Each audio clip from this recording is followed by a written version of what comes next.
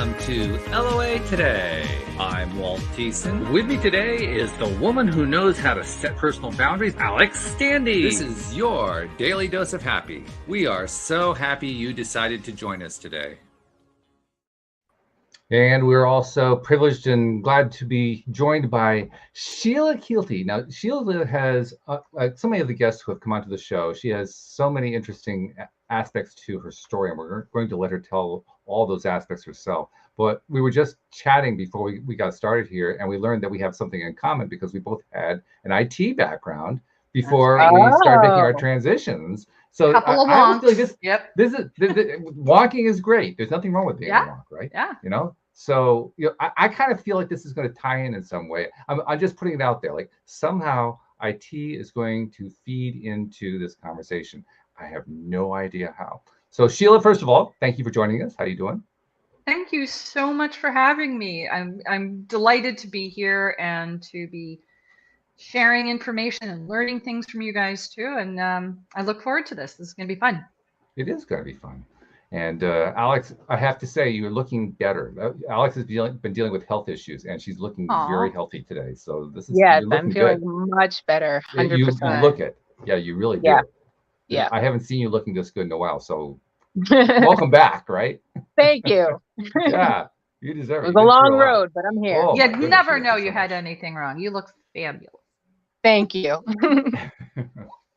And that was something else we were talking about before we got started, Sheila, because you went through some of your own health issues. Why don't we start there? Talk a little bit about what you went through. Okay. Well, like I said, I had an IT firm years ago and had to sell it all of a sudden about 15, 16 years ago because I had spinal collapse. Like all of a sudden, I got a spinal disease, which is, it's got this very long name, but it's basically your spine collapses. And I noticed I was shorter. I didn't know what was going on. It really just boom, boom, boom, spine collapse. And was going to go through one surgery. It turned into 12 surgeries and 18 fusions. All but one level is fused in my body. I was in an electric wheelchair. And they also found out that I'd had lupus and I had all kinds of autoimmune issues. It was just this like cavalcade and diabetic. And I was like, what's going on? My entire body was just giving up on me. And I went from thin and athletic to in a wheelchair and 140 pounds overweight. I was one meatball sub away from morbidly obese, like big. And I was told, just expect that this is the way your life's going to be. You can't move, that whole eat less, move more fable of how our bodies supposedly work. And they said, well, since you can't move very much, just expect this is going to be you. And your life expectancy is 55. Wow. Okay. That's a lot to take on. Yeah. But I just turned 60 10 days ago. So kind of beat those odds. Happy birthday. Well, and congratulations. I was saying it's not a number of women really like saying, but I like saying it because I look 20 years younger than my 40-year-old birthday party pictures. That's good. Yeah. To date, I've dropped 138 pounds. I have a few more to go, but it's happening, and was able to turn my health completely around and optimize it and have a future where I feel like a sixth grader jumping out of bed every morning. I'm not in an electric wheelchair anymore. I'm not diabetic anymore. And my lupus is so far in remission. My rheumatologist said she wouldn't be able to diagnose me with lupus anymore. Wow. If you came in today, I went from 23 medications. I am on one, and I'm trying to get rid of that one. Nice. So it's been a journey. And when I decided to get better, I was kind of expected to be a fat houseplant in my life. And it's like, don't make a fuss, go roll yourself over into a corner and just watch TV. You're beating your head against the wall. There's no way you're going to get better. You're going to have to go to a psychotherapist and just learn to accept that this is your life. Well, I'm glad you didn't accept it, first of all. Right? Congratulations. I tried to follow. Okay. And I went to a therapist and he said, I can't talk you into hating your life. I'm sorry. He was just like, this is not a way to live, is to accepting your death. So it was 3 a.m, as it usually is when we have epiphanies, on the computer looking something up. And I came across a way of living where it wasn't medication or the bariatric surgery, which nobody wanted to do on me because of my health. And it was food. It was all about how to take what nature's given us and how our bodies really work, and stop listening to the food fables and, the stale science from the 1970s, and really start learning how this thing works. I was the girl that took apart the toaster, or who wanted to know how it worked, or got a new car and I would read the entire manual beginning to end. I was an education junkie. It's one of the things I loved about IT. You always had to learn something new. And that was part of the fun of it. I'm sure, Walt, you can completely get that. It's like you're in a mission accomplished, constant learning state. We just hit the IT button. So we found we actually got there. We're what? There we go. In, and we hit it already. So there we go. Bing. Bing. So it started with that whole journey that I started going on, and I had eye rolls. I had, okay, fine, whatever, do it. Yeah, good luck kind of things.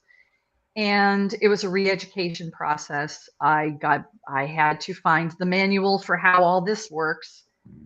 Went back to school. I became a certified mindfulness meditation instructor. That was my first step, is how to deal with mindset to change how I felt from the inside out. What was the story that was going on in here? My identity was I was a sick person. I was never going to be well. Like all of those things that we're taught to believe about ourselves in those moments. And we all have those stories and that luggage we drag out onto the stage of life. And so I started there, and that helped somewhat. And I went on a journey of veganism, vegetarian, and pescatarian, and every kind of Aryan you can think of. And it ended up being, I really looked more like a carbitarian. I was just eating a whole bunch of carbs all the time for the feel good of it, and just kept getting bigger and bigger and bigger.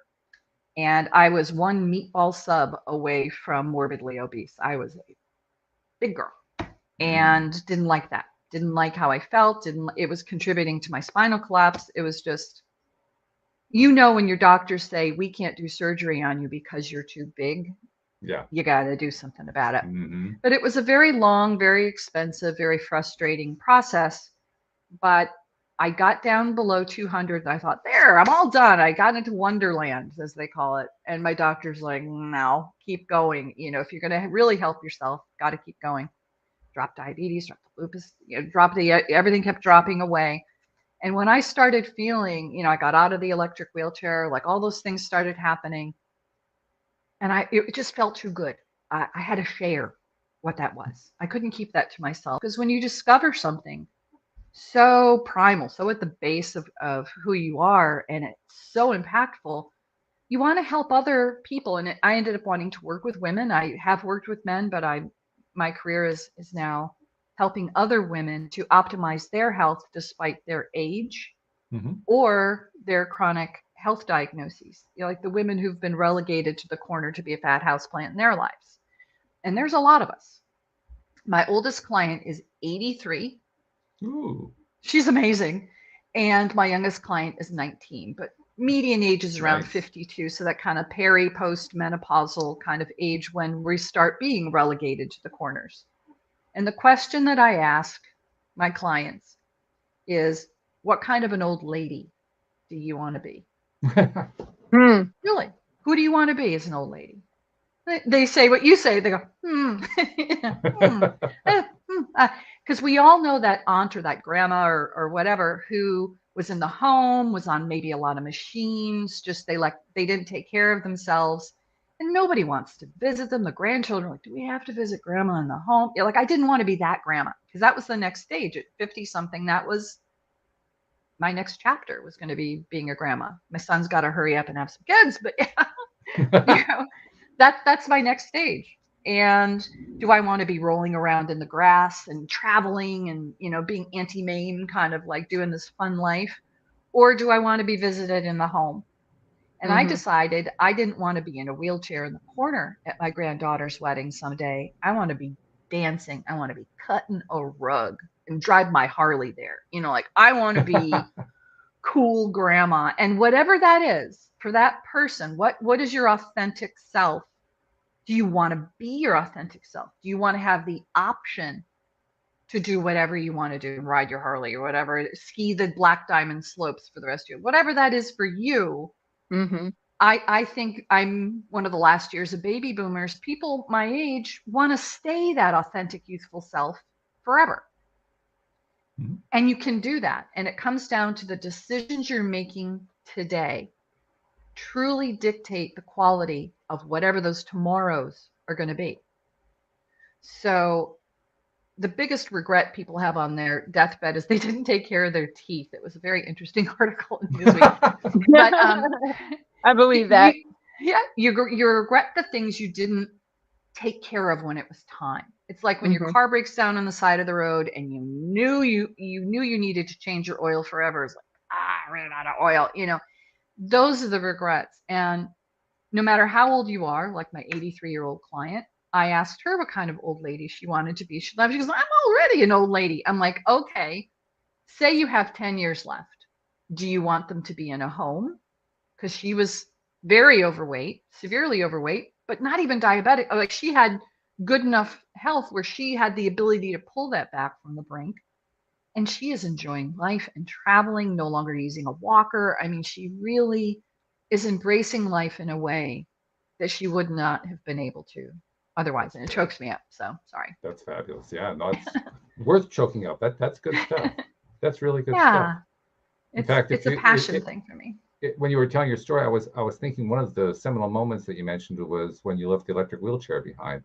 And I'm thinking that must have been a pretty dramatic moment, emotional moment. It was. I was at physical therapy and I was almost afraid to let it go because what if I need to sit down? He's like, then you find a place to sit down. You don't have to have this electric thing. Because remember, I'm fused from my neck all the way down. So I couldn't, at the time, I couldn't roll. Now, there are weeks in my life still, I am very fused where I, full disclosure, I have a manual wheelchair that I need to use on sometimes, but I don't let that stop me. And I did all of that weight loss in and out of a wheelchair, having good weeks, bad weeks, different kind of flare-ups of lupus, all kinds of things. So anyone listening, do not let your diagnoses put a period at the end of your story. Erase that right now. Make it a ...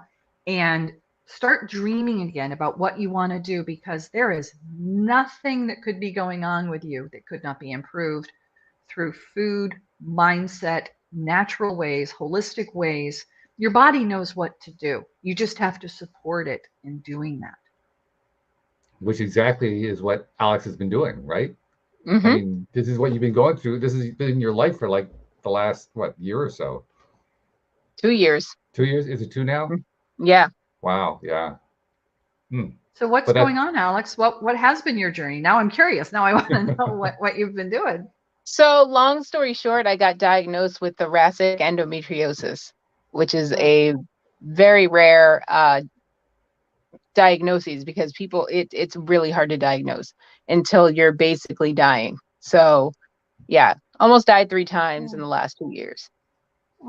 And recently I had to have a Pleurix catheter put in my lung for 6 weeks. It's kind of like a at-home chest tube that they drain every 3 days and to try to fill the space in my lung that was taken over by endometriosis. Because it kept filling with fluid and they didn't know why. That's fast. That's a horrible journey, by the way. You're such a champ, and you're here and you're embracing life. That's wonderful. But I had no idea that endometrial tissue wasn't just in your girl parts. That I thought that was like where it is. It can travel anywhere in your body, and that's the thing that people don't know. Yeah. I had to have my appendix removed. It was on there too. It was crazy. Parts of my bladder, I can no longer tell if I have to go to the bathroom or not. So I have to set an alarm to make sure I go. Otherwise, it's going to be a problem later on. I'm your sister on that one, because part of the paraplegia that I was left with after I got my legs back is I have no idea when I have to go. So my Alexa reminds me, okay, time to go, to the bathroom. So you just kind of get used to doing that. But I know what you mean. It's like you have no idea. So you don't have those signals that tell you. Right. That's rough. Yeah. I even have my watch remind, like all these things, like go use Yeah, the mine's on bathroom. my phone. I'm always with my phone. So Oh, well, good for you. Well, I'm glad you found some ways of dealing with it and that you're feeling better. thank you. Yeah. And she's big Well, on I hope you mindset continue too. to. And that's why I'm thinking this is a conversation. I don't expect to have a lot to say in this one because I think you two are going to be carrying the whole thing here. But I don't know. Alex is like well, first of all, like I said in the intro, she's very strong on personal boundaries, but it goes beyond personal boundaries. She's strong on deciding what her mindset is going to be and sticking to it. She does that almost better than anybody else I know. She's not the kind of person who gets easily distracted, if you know what I mean. Because so many of us, we focus in on something and then we get drawn over here, and then we have to bring it back, and then we get drawn over here, and we have to bring it back. Alex is like riveted. Yeah. Wow. That is a talent. That is a universe given talent. I'm telling you, it really is. Not everybody can do that. You're welcome. And I'm I've a little asked bit her. more ADD. I'll ask you again. Do you know why you're able to do that so well? But I've asked her this before, I and I get have pretty much the same no answer. idea. That's the answer. Yeah. It is what it is, and that's what it's going to be. So you just have to have that type of mindset. Like just don't stress. It's going to work out.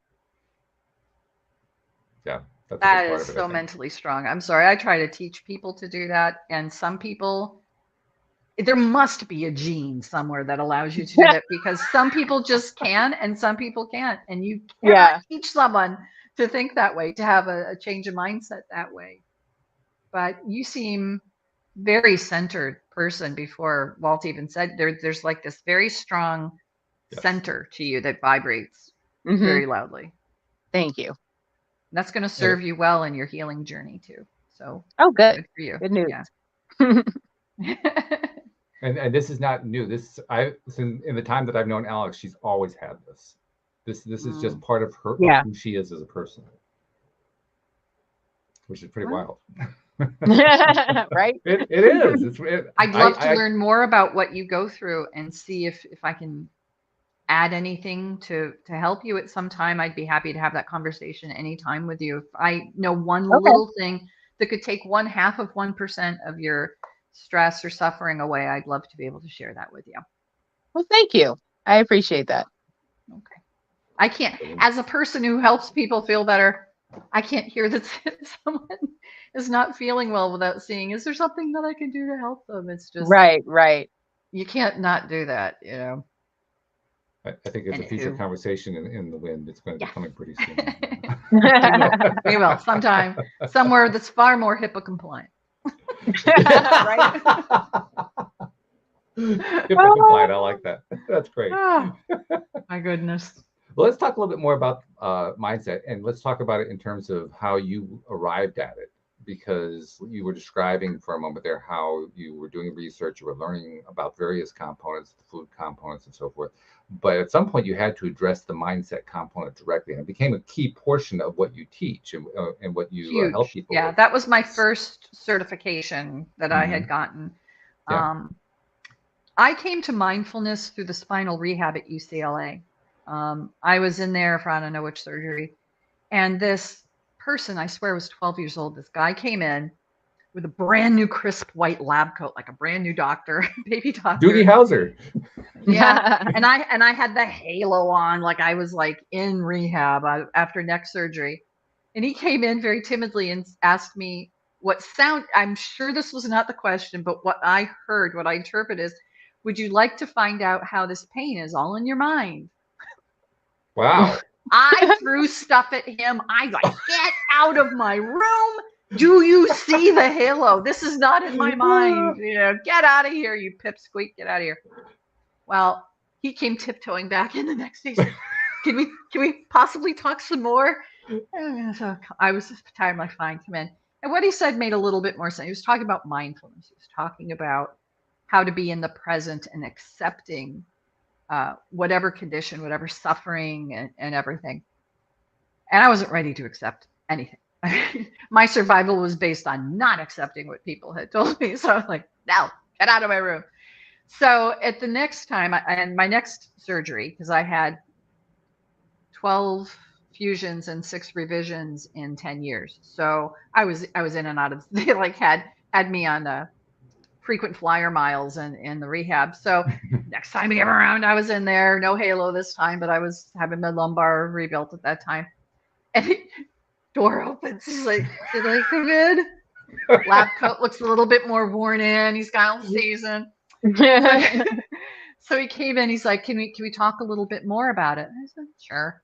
And some of the things that he taught me about mindfulness, and I'll share one of them with you. It's something that is one of the most amazing, like short things that you can do to become instantly mindful. I'll share that with you and your listeners. It's a great thing. Don't let me forget to do that, Walt.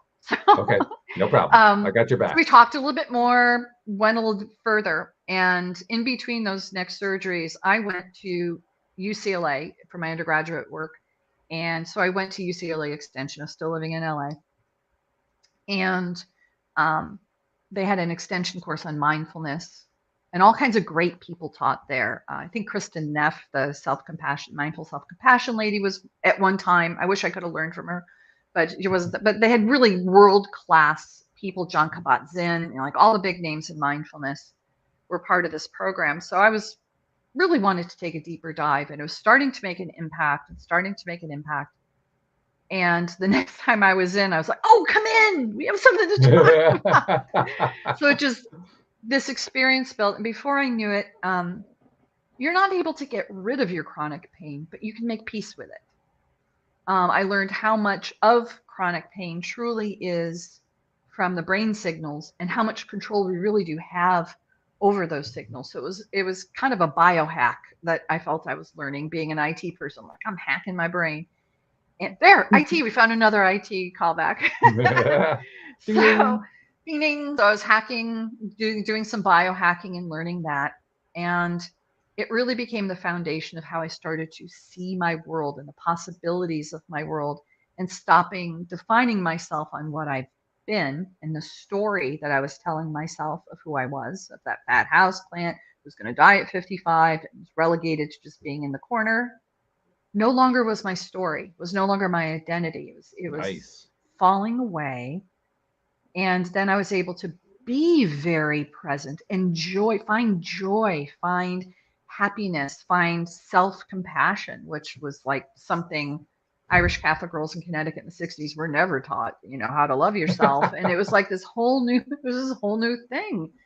And I felt selfish, like, oh no, I can't love that. That's selfishness. It's like, no, it's actually, if you find that compassion key, whether it's through your own compassion towards others, it opens up a whole new world of gratitude, joy, attraction, happiness, all of those things that truly are attainable. And it changed my relationships, how I dealt with difficult and toxic people in my life, the chronic pain. And I started planning for my future for the first time in about 10 years. I started planning a future that I was going to be in and be happy in. Yeah. And it fed my ability to also lose weight and change my identity, that the potential to be a healthy person, or to be as healthy as I am capable of, removing the judgment, removing the number off the scale, removing all those metrics that we judge ourselves by as women, especially. Children as young as 6 now are on diets and comparing their bodies. It's just ridiculous what's going on out there. And to become self-compassionate and to love yourself, I was starting to feel like I was developing an effortless relationship with food and my body for the first time in my life. Having studied ballet for more than 20 years, I starved my over-muscular, stumpy Irish body into trying to look like a ballerina. That was never going to happen. But I certainly starved myself enough to get there. And it did a lot of metabolic damage to try to be something I wasn't. And to suddenly be almost morbidly obese after that whole world was just strange. Yeah. But the pounds just started falling off. The diabetes started going away. Like, everything started changing when my mindset and my identity changed. Sure. And I found that one of the primary, I went back to school to be a health coach somewhere in there, because I wanted to help other people, but I also wanted that education. Even if I never coached anyone else, I really wanted to know how this thing worked. Sure. Yeah. do Makes everything possible, right, to know what to do, what to feed it, what to do with it, And I found out that food is only about 70 to 80% of a solution. Like, Yeah. if you wanted to have Kim Kardashian's body, you could read the article in Vogue magazine where she describes what she eats and they publish her meal plan. You could follow it to the T, but it may not give you the results that she's having. And it's only about the food. And if you're not dealing, it's not what's on your plate, it's what's up here that really makes the difference. Like, if you don't have the self-compassion enough to put yourself first and prioritize sleep, stress reduction, portion control, eating quality foods, not cheating on yourself, your identity as a healthy, well person with wellness, body and mind and soul, that's not going to happen. It's just a food list. And it's why diets fail. They're built to fail. They're built for repeat customers so they continue to make $60 billion a year. Mm-hmm. They want you to fail because they want you to show up next year for their next points program or whatever it is. Yeah. My whole thing is to create permanent, lifelong health and wellness and that effortless relationship with food and your body, no matter your age or your ability or your disability or your chronic illness of whatever you're dealing with. I found out how much was inflammatory based, how much cortisol, the stress hormone, induces inflammation, and cortisol can be completely controlled through mindfulness and mindful practices. So it really, there was this mind-body transformation thing happening, which is why I call myself a mind-body transformation coach. Not only because when you say health and wellness coach, people go, ugh, another health coach, another another keto cheerleader coming to YouTube kind of thing. And so that kind of thing that people do when you say that. But I really wanted to get to the core of what I do in communicating who I am, what I'm trying to do anyway. And doing a mind-body transformation really is the key, because you can't do one without the other. You just can't, Yeah. It's not going to happen. Yeah. In fact, so something I wanted to touch on too that you touched on briefly, and I want to kind of bring it back.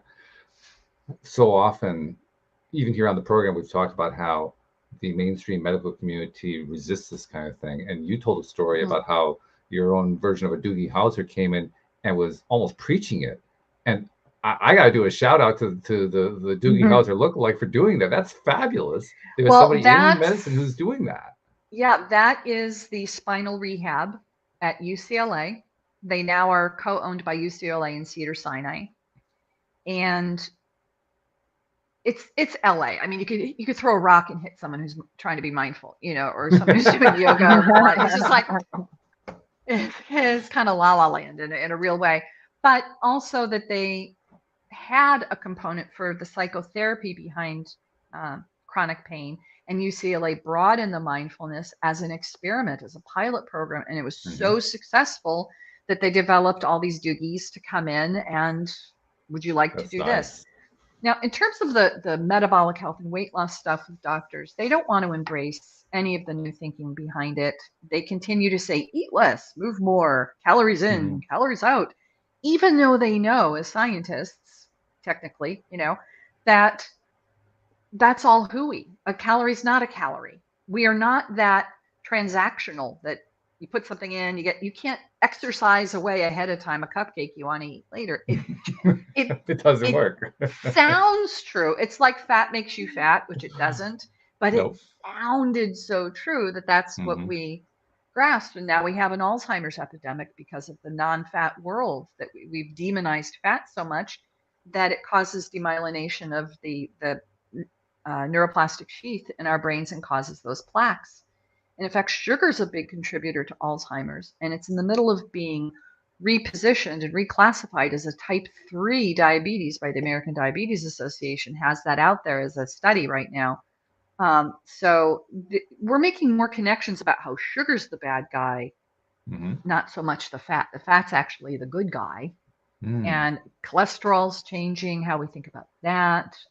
Really kind of getting to the nitty gritty of, like, why did we prophylactically give people Lipitor and the statins? Like, your family has high cholesterol, so it's just like aspirin. Just take it. It's like, no, it's not. It actually can bring on diabetes. It can bring on Alzheimer's, dementia.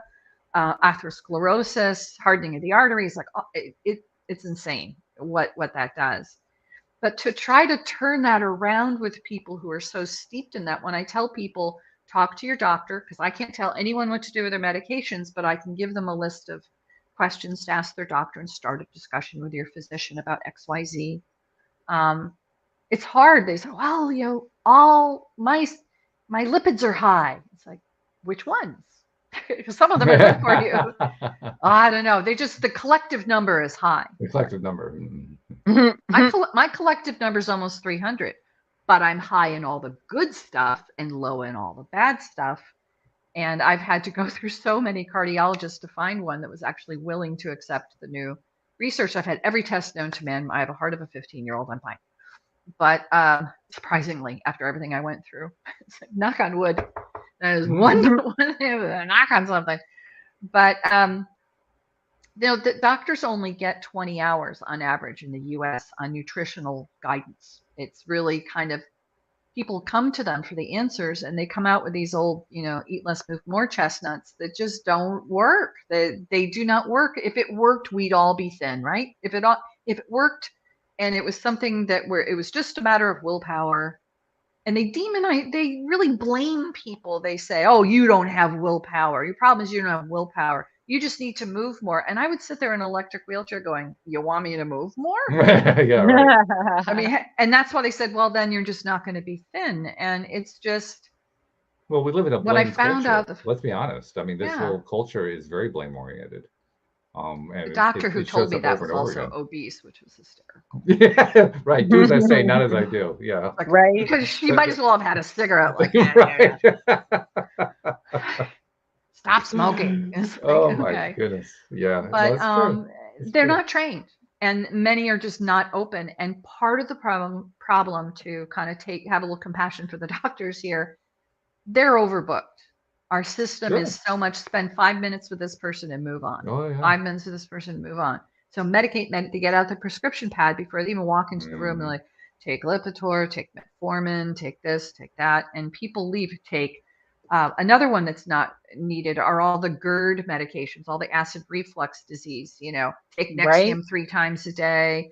And it's like, well, if you eliminate sugar and don't eat 3 hours before bed, it goes away within a week. So what's to hate about that? And we're treating symptoms, because even in how we treat diabetes, we're dealing with a hypoglycemia, which is the high sugars, and not the actual root cause of type 2 diabetes, which is you're putting too much carbs in your mouth. You're eating too often. You are grazing all day and your body doesn't get a break. All that eat 6 to 8 times a day, carry nuts around with all that was proven to be false 20 years ago, and people still say that over and over. Or the whole grain thing, get your whole grains. It's like, there's no difference, besides the whole grains just being tougher on your gut. They're harder to digest. There's a reason why we started removing that chaff and everything, because it's brown. It doesn't make it better, But removing that thinking or educating that with clients sometimes is very, very hard, because that's what's been nailed into them, like, I have to where do I get my whole grains from? Or when do I get dessert? It's not a dinner without dessert. Or can I just have a little bit of sugar? It's like, no, you just have to decide that it's not working for you. It's working against you. And all that kind of segues into, I don't want to have people have the impression that I'm like, eliminate all carbs for the rest of your life, because that is not feasible at all. But as a base, if someone is metabolically unwell, we will get them down to an elimination diet where they've removed all carbohydrates, except the ones in vegetables and, and natural sources. But I'm talking all the processed grains and foods and sugars, what I call the GPS, grains, processed foods and sugars, including all the industrial oils and things that are inflammatory. But as the person becomes a more healed client who has dealt with their diabetes, has dealt with their metabolic unhealth, who's gotten below the obesity range, we can start adding back in whole food carbohydrates and like tiptoeing back into that world, because everybody's got their own set point of how many carbs they can handle in their metabolism before they tip the scales into weight gain and metabolic unhealth again. Yeah. Some people, that's 150 carbs a day. Me, it's 72. It's like, oh, we lost Alex. Oh, she'll be back. Okay. Where'd she She's probably go? taking a call. She's probably got a call coming in. All right. But we find where that set point is for people so they can re-enter the world. We have indulgence days and field trips where you have to go out to an Italian restaurant, learn to negotiate the world and make this a lifelong solution. Use your mindfulness techniques and learn to get out there in the world, which is chock-a-block full of carbs and things that you're not supposed to eat, processed foods that aren't good for you, and how to negotiate that, maintain this health you've worked so hard at attaining, which goes back to the mindset of your identity that I'm maintaining this. I am a healthy person. I value this. This is what I'm maintaining in my life. That mindset's huge. I mean, I know just from your story, just how big it was in your life. In my wife's life, my wife went through about within the last few years of hyperthyroidism, otherwise known as Graves' disease. Yep. And they had her on a bunch of medications and so forth. And almost from the day, this is what was really interesting, because my wife and I are both into law of attraction, mindfulness, and so forth. And plus, she has a background as a psychotherapist. To the day when they gave her the medications and she came home, she knew she had to take them. It was important to take them. But she walked in the door with me. She said, "I'm going to get off of these. That was just the mindset. I love her. I'm going to get off," and she did. And what was really interesting is that the doctors were telling her kind of what they were telling you, not that she would be a vegetable in the corner. It wasn't that bad for her, but it's that you were going to be on these medications for the rest of your life. And just don't make a fuss about it. Just take them. You'll be fine. Yep. Pop this pill. You'll be fine. And it's not a big deal. And actually, what was a big deal is that they were trying to convince her that she really couldn't stay on the medications forever because they could harm her. So she had to choose between surgery and chemically castrating her thyroid. And she chose none of those. And at one point, none of the above. The thyroid medication, at one point, they had to put her on the largest dose they could put her on. And at that point, that's when they were really trying to sell her on those two solutions. She stuck to her guns. I support her along the way. And a year later, they started reducing her dosages and reducing until finally got to the point where they said, well, we got to take you off entirely and see how your body reacts to it, because your figures are too far in the other direction. And so they took her off, and she hasn't been on since. So, the doctors, this is one of the great messages that comes through, I think. The doctors don't know as much as we think they do. No. It isn't so much that they don't know as much as they think they do. It's they don't know as much as we think they do. We tend to ascribe to doctors a status of knowledge that they don't have. And when we take that away, very few keep up with the modern research too. It's impossible. There's just so much. Even if they wanted to, there's just so much research that goes on. I mean, they'd be spending all their time in the library trying to keep up with it all, because the way the whole medical establishment is structured, they don't actually get a nice condensed Reader's Digest version they can go through. They have to go through it the hard way, and that's just very, very time consuming. And if you're not up to speed, there's a snowball effect that happens, and all of a sudden they have 700 hours to do if they had. But I find that the holistic practitioners tend to be a little bit more accepting and a little bit more open-minded and are constantly in that learning state. Whereas doctors, regular conventional physicians in Western medicine particularly, have such a huge debt they get out of medical school with. There's a lot of financial pressure. They're not making the money that they used to in the medical field unless they publish or unless they do something big or come up with something. Exactly. Yeah. Their practices are very expensive. The malpractice insurance is ridiculous because they're a litigious society. The stress on these doctors to simply spend that 5 minutes so they can bill an insurance company that may or may not pay them the couple $100 that they then have to figure out how to pay all their staff. I've known some physicians and been friends. It's the stress is ridiculous. It is. It's crazy. Yeah. So that's why I loved last year, President Joe Biden said, I think we need to add health coaches to the Affordable Care Act. Because if someone, I was like, what is that? It was in a New York Times article. I'm grabbing that one. That's it. I speak my language. But he was saying that the medical, because of what we're talking about, the time and all the stressors, we need an intermediary between the patient and the doctor where they can get that hand holding, the care, the coaching, the one-on-one time. That if you're really going to make a change or make a transformation or make a medical cure or care for a patient, it takes time and hand holding. It's like the old time family doctor would come and really can be concerned about you. They don't have time for that.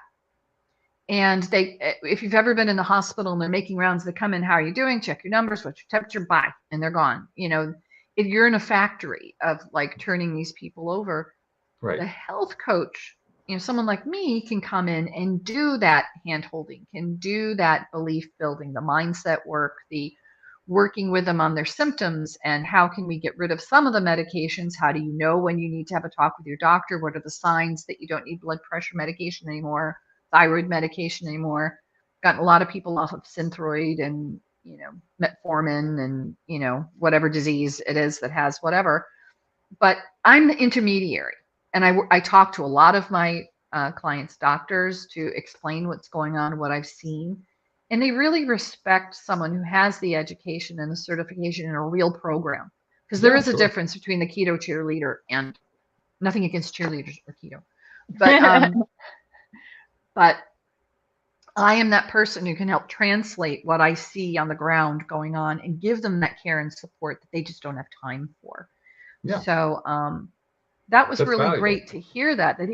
Because I think, if I'm not mistaken, and correct me somebody who's listening if I'm wrong, but I think his wife Jill, First Lady Jill, had some issue where she had hired a health coach to help give her the care that she needed.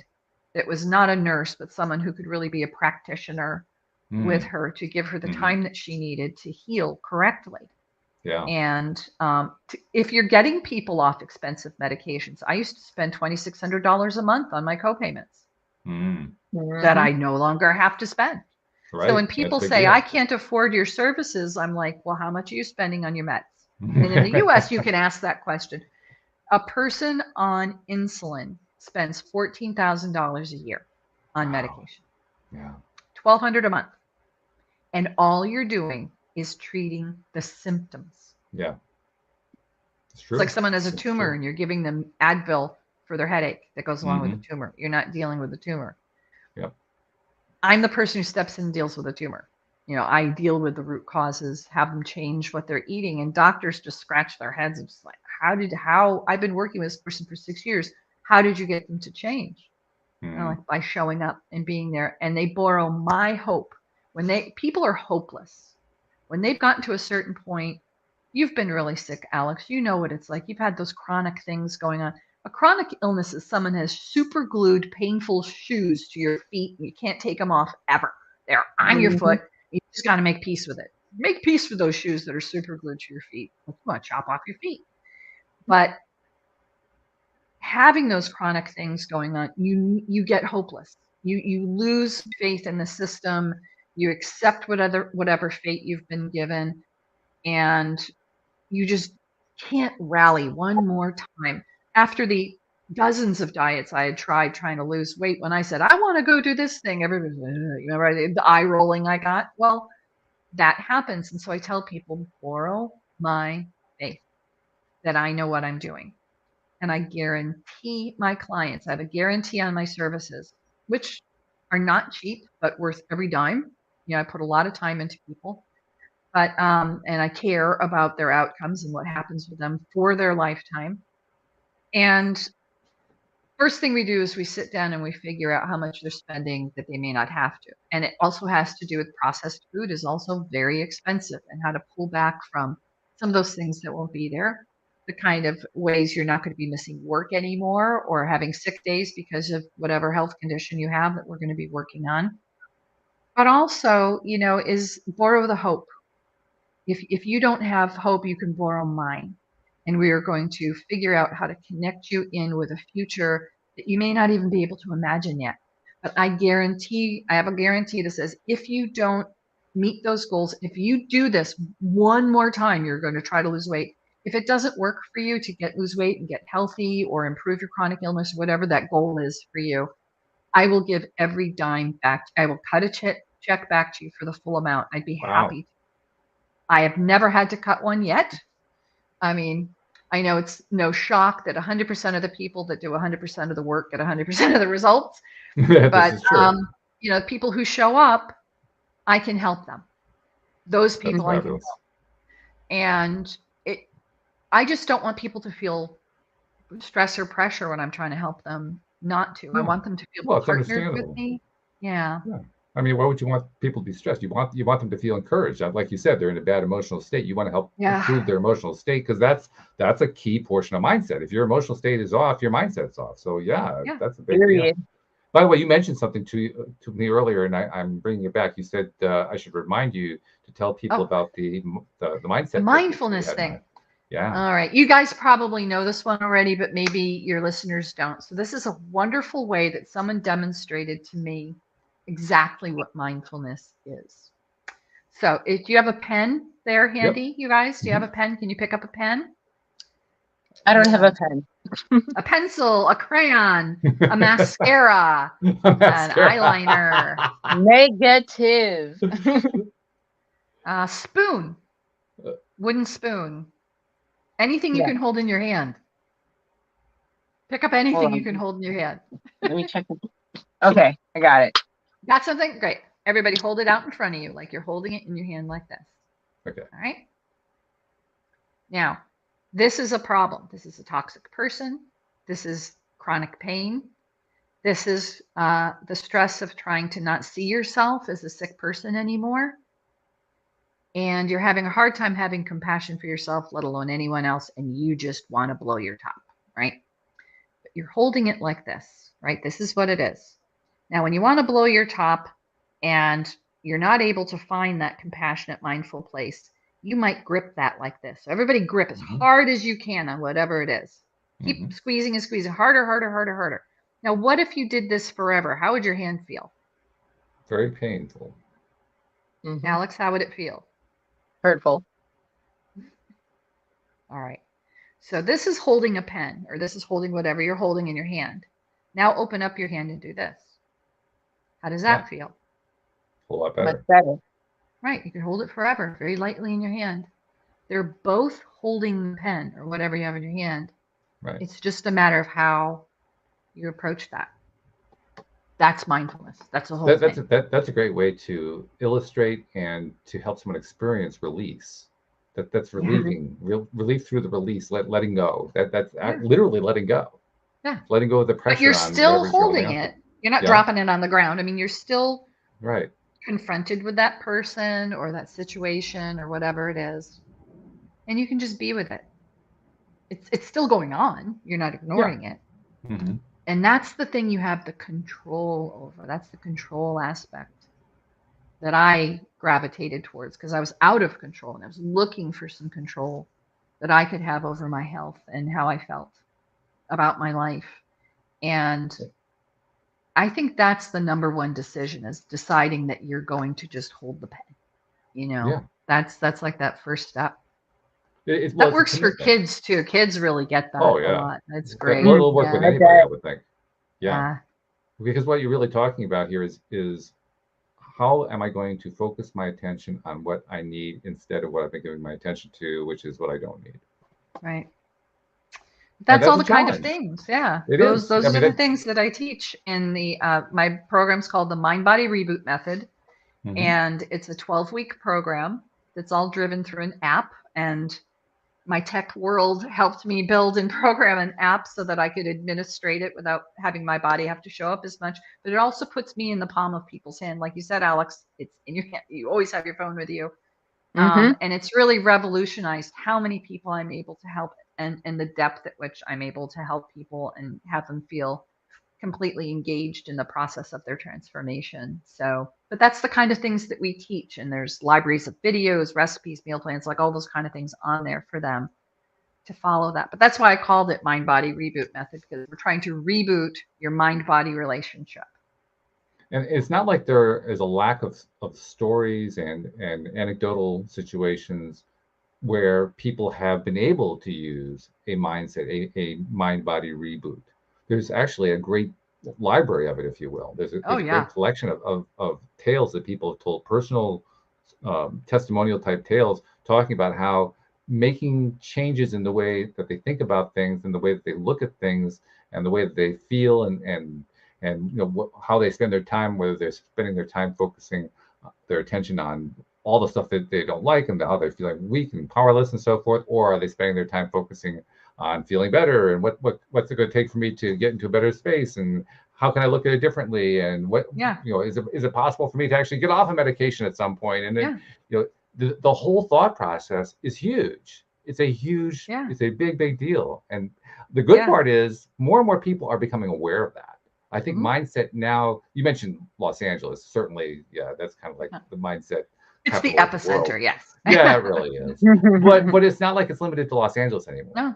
I think you No. mentioned being a Connecticut Catholic. I'm in Connecticut. You know, Alex is on You are? the Cape. Yeah, yeah. Oh I'm wow. in Simsbury, right? Oh, And I Alex was is right born on in Cape Cod. So Waterbury, grew up in Watertown, and moved to Fairfield. I lived in Naugatuck. Yeah, so we live very Really? close. My Yeah, I grandparents did. were in Naugatuck. My grandpa was a foreman at Chase Steel when Oh, Chase okay. was there. Yeah. Yeah, right. Yep. But you know, that's the point, though. It's no longer Los Angeles. It has covered the entire country. Yeah. It's gone out of the boundaries. It's now reaching countries around the world, and more and more people. People may not know exactly why mindset is important. They may not really get the whole science of it. They may not get the spirituality Or of why it, it matters. Yeah. or why it Yeah. matters. But they've heard Mhm. about it now, and they're hearing Yeah. about it more and more. And so It's in the it's almost like the zeitgeist, world is definitely. collectively perking up our ears, Yeah. saying, "Oh, there's something going on here. What is this Yeah. thing?" You know. So to Yeah, me, we that's call that exciting. in the program we call that developing a wellness mindset, and it's Yeah. one of our biggest retreats that we do every year, every fall. We do a big retreat. This year it's going to be in Toronto. Pulled it out of a hat from where my clients are. Everybody's like, come to my town. But it's going to be in Toronto in September this year. I'll definitely get you the information. I'd love to invite you both to be part of that. But it's an entire weekend with all kinds of mindfulness guests and authors, and just sharing current ideas about all the ways to develop a wellness mindset, which is how we talk about it in the program. Something else I wanted to touch on too. You mentioned how one of the keys is coming to terms with dealing with pain and basically not being governed by the pain anymore. Yeah, it's Yeah. still there, but you're not governed by it. And I just wanted to throw out there are people who have also managed to eliminate the pain. And I can think of one story that happened just within the last the past 4 or 5 months. I had a special event, and one of my listeners attended the event, and she had been suffering from symptoms, pain related to fibromyalgia for over 40 years. Mhm. And in the midst of the event, we weren't even focusing on health, on healing. We were focusing on money issues, which was really odd. But we were doing a special little workshop. One of my other co-hosts, actually Dan, who does the Thursday show with us, was leading this workshop. And he was kind of just leading people through, here's a backdoor process to get behind your conscious mind and start releasing things and so forth. And in the midst of doing that, all of a sudden she released all of her pain. She released all of it. And she was astonished at it. Yeah. And she was telling us about it afterward. And everyone's like, every couple of weeks ago or so, I get an email saying, "Hey, I'm still pain free. I'm loving this." So I don't say this to say everybody's going to lose their pain. I'm just saying it can be done. Yeah, there's all different types of pain. Fibromyalgia is very interesting. I had been diagnosed with it, but I don't think I think it ended up being more lupus related.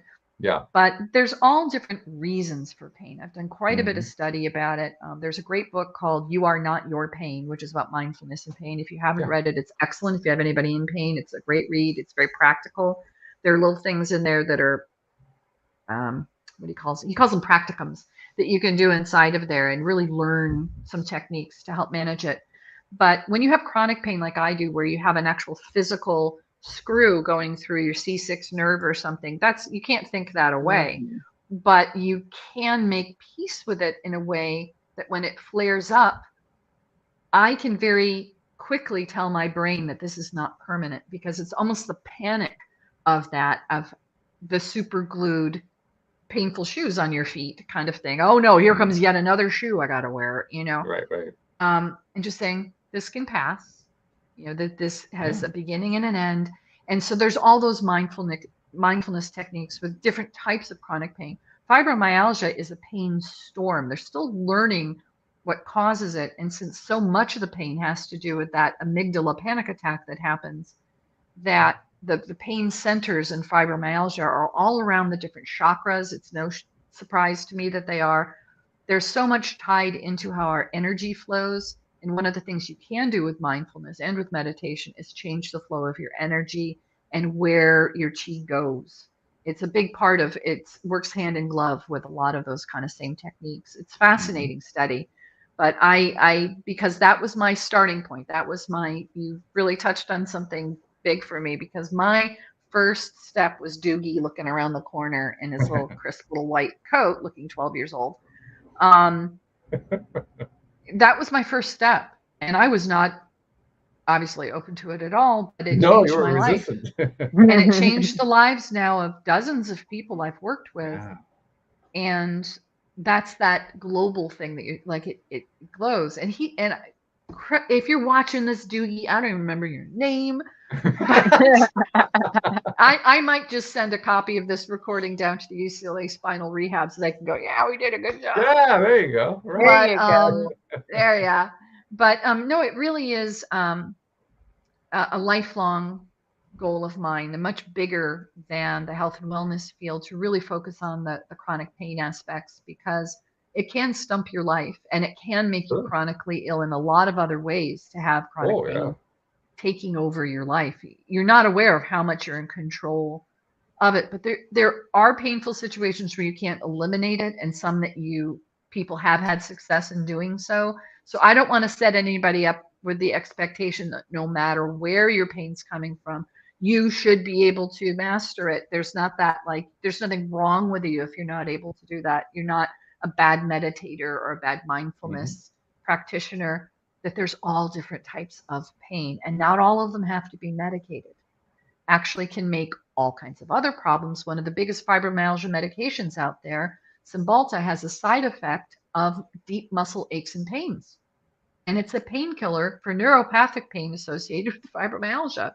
But it causes weight gain, sleeplessness, nausea. Yeah. I mean, the side effects are basically fibromyalgia. Right. Yeah. So I was like, okay, if you took a headache medication and the side effect was headaches, you'd be like, why am I taking something for headaches that gives me headaches? It's right out of a joke that I heard in a comedy television show where do tell. Where the character in the show said he was once prescribed seasickness pills, and one of the side effects of the seasickness pills was nausea. Nausea, yeah. They had that on Jerry Seinfeld had that on the Seinfeld when they went out on the boat. He's like, why do my seasickness pills have a side effect of nausea, dizziness? What is exactly. it? Yeah, but it is. Those little patches you put behind your ears for seasickness, they can make you nauseous. It's like insanity.